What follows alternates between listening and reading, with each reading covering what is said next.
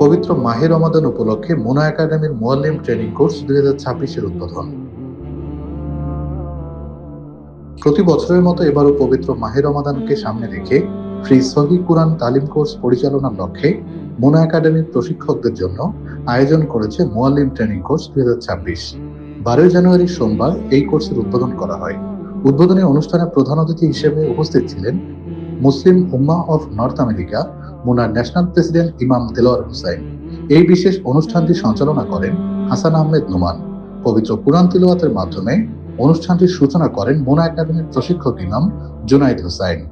মোনা একাডেমির ডিরেক্টর ও MUNA national assistant executive director professor doctor Ruhul Amin তার স্বাগত বক্তব্যে পবিত্র কুরআন নাজিলের উদ্দেশ্য, বিশুদ্ধভাবে কুরআন শিক্ষা গ্রহণ ও প্রদানের গুরুত্ব তুলে ধরেন।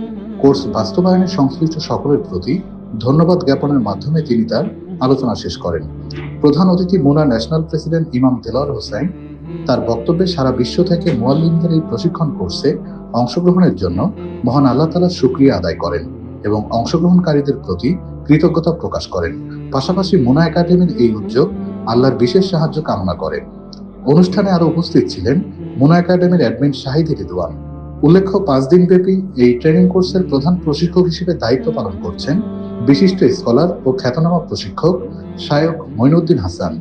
আয়োজকরা জানান, বিশ্বের বিভিন্ন দেশ থেকে মোট 246 জন মুআল্লিম অত্যন্ত আগ্রহের সঙ্গে এই কোর্সে অংশগ্রহণ করছেন।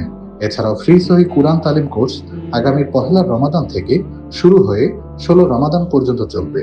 কোর্সটি সম্পূর্ণ ফ্রিতে জুম অ্যাপের মাধ্যমে সঞ্চালনা করা হবে।